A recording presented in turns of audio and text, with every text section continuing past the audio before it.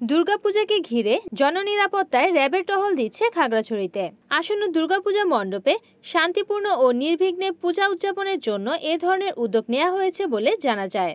শুক্রবার ২৬শে সেপ্টেম্বর সকাল থেকে খাগড়াছড়ি জেলা সদরের পূজা মণ্ডপগুলোতে টহলের পাশাপাশি পূজা উদযাপন কমিটি সহ সংশ্লিষ্টদের সাথে কথা বলে নানা খোঁজখবর নেন র্যাব ৭, সিপিসি ১, ফেনী ক্যাম্পের company commander squadron leader Mohammad Mizanur Rahman. তিনি জানান, দলমত নির্বিশেষে দুর্গাপূজা উদযাপনে অসাম্প্রদায়িক পরিবেশ বজায় রাখতে নিরলসভাবে কাজ করে যাচ্ছে র্যাব। এ সময় তিনি যে কোনো অপরাধীদের শক্ত হাতে দমনে আইনানুগ ব্যবস্থা নেওয়া হবে বলেও হুঁশিয়ারি জানান। দুর্গাপূজা শেষ হওয়া পর্যন্ত এ ধারা অব্যাহত থাকবে বলে জানিয়ে তিনি বলেন, খাগড়াছড়ি জেলার ৬৪টি পূজা মণ্ডপে আমাদের টহল গাড়ি ২৪ ঘন্টা নিয়মিত টহলে নিয়োজিত থাকবে। এ সময় তিনি সামাজিক যোগাযোগ মাধ্যমে গুজব ছড়িয়ে কোনো বিভ্রান্তি সৃষ্টির বিষয়ে সকলকে সজাগ থাকার আহ্বান জানান।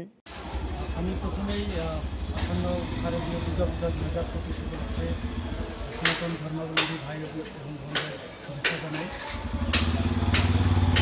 এই আসন্ন দুর্গাপূজা স্বাচ্ছন্দ্যে এবং নির্বিঘ্নে উদযাপনের জন্য জেলা প্রশাসনের পাশাপাশি পুলিশ প্রশাসন, বাংলাদেশ সেনাবাহিনী, বিজিবি, আনসার এবং অন্যান্য আইনশৃঙ্খলা বাহিনীর পাশাপাশি র্যাপিড অ্যাকশন ব্যাটালিয়ন সার্বক্ষণিক নিয়োজিত রয়েছে।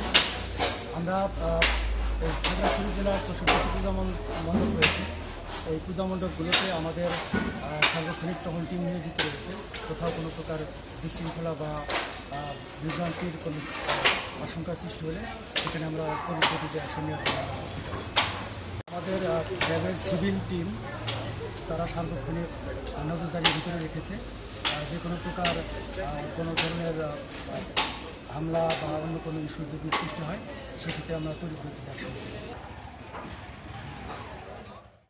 রিপোর্ট করেছেন খাগড়াছড়ির প্রতিনিধি বিপ্লব তালুকদার, NN TV।